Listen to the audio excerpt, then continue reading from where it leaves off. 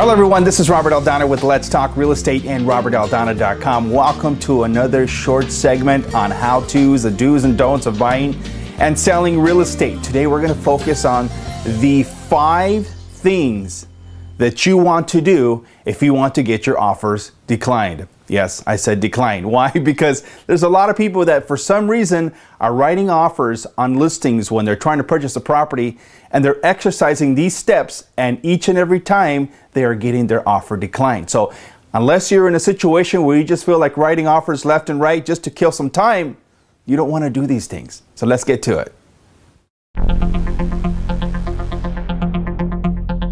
Number 1, not understanding the market and competition.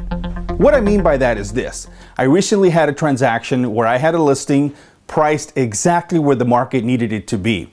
We had about 8 to 10 offers on the property, and one particular agent came in at about $100,000 less than what the list price was on that property. Guess what happened? Not only did they get declined, but they got cut off from the get-go, and the seller did not even want to consider their offer. Why? Because the agent and probably the buyer did not understand what's going on with the market. Meaning, if properties are priced right to begin with, before you even write an offer, you should do a market analysis to make sure that what you're buying is in fact worth what you're paying. And if you see other properties that have closed escrow or are for sale in a particular price range, I'll give you an example. If there's a property priced at $550,000 and you're looking at comparables and the rest of the comparables are saying they're selling anywhere from $530,000 to $560,000 or $580,000, you don't want to be coming in with an offer at $450,000, which is pretty much what happened in this particular case, and their offer was flat out declined right from the get-go. So you need to understand what the market is doing if you really want to compete in it. Number 2, not paying attention to details. This is a great one, and I'll tell you why. I had a particular agent who wrote an offer on one of my listings, and when they wrote the contract and sent it in, it was for the wrong property address. Okay, so not only that, we sent back that agent an email letting them know that they wrote an offer on the wrong property, and they said, "We're sorry, we're going to resend the correct offer." They resent the offer with the right property. However, on the cover sheet, they had noted how much they loved the separate family room and some other additions that the property did not even have. So obviously, they still weren't talking about the same property. That's definitely not understanding and not paying attention to details, because not paying attention to details is a big no-no in today's market. Number 3, unprofessional appearance. What more can I say? You know, they say you never get a second chance for a first impression, and it's true.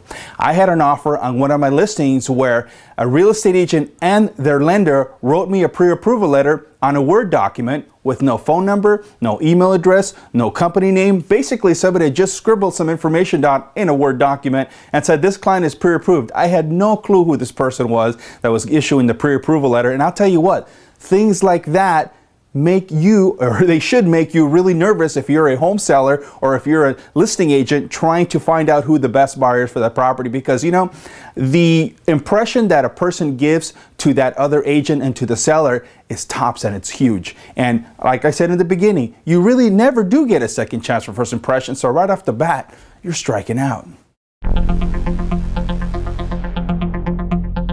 Number 4, not following instructions. I love this one, and I'll tell you why.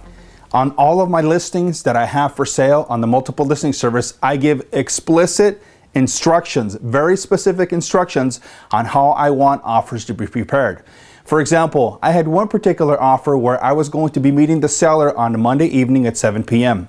I requested on the multiple listing service not to bring me any offers after 4 p.m. as I needed to prepare. I needed to go through and dissect each and every one of them. And I had about an hour and a half drive time to my client's house because the property that they were selling and where they lived were 2 different areas. So I had to drive about an hour and a half.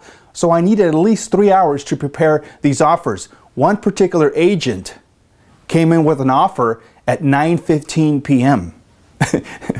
Almost 2.5 hours later than what the offers were supposed to be at the time they were supposed to give it to me so I could present them. So that offer obviously got denied right off the bat because the agent did not pay attention to details. And I know it may seem trivial, but it really is not. Because when somebody doesn't pay attention from the beginning, right from the get-go, it's going to tell me that there's probably some problems with that agent or that transaction, and I don't want to have to deal with it throughout the rest of the time frame that that transaction is going to be in escrow, and neither do you as a home seller. Number 5, not understanding your client's limits. Here's one for you. I got an offer on one particular listing. The property was priced about $400,000. I got an offer with a pre-approval letter where the buyer was pre-approved for $350,000. I called the agent and I said, hey, before I present this offer, I want to make sure that you know that your pre-approval letter is about $50,000 less than what your client actually qualifies for. Right? Well, the agent says, yes, I understand that, but we're trying to do our best right now to see if we can come up with some extra funds to put more for a down payment on the purchase of that property. Are you kidding me? Okay, you need to, as a real estate agent, and you need to, as a home buyer, understand your limits and stick to those limits.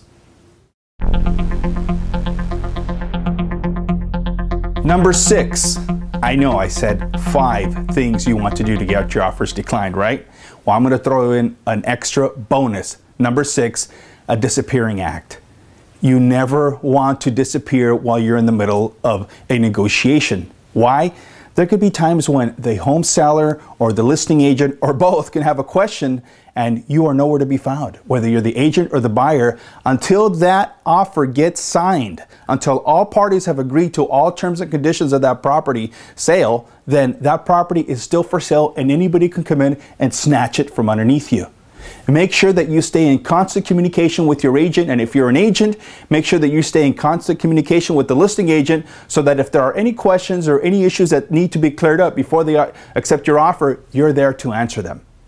Okay, folks, I want to invite you to visit my website at robertaldana.com. There's a lot of great information out there. In fact, I'm going to start doing a lot of home buyer seminars. If you are interested in attending one of my next home buyer seminars, home buyer workshops, just visit my website at robertaldana.com and sign up for the next one. Also, don't forget to visit my YouTube channel at youtube.com/Robert Aldana. It's been a pleasure chatting with you folks. Hope you have a super day, and I'll talk to you soon.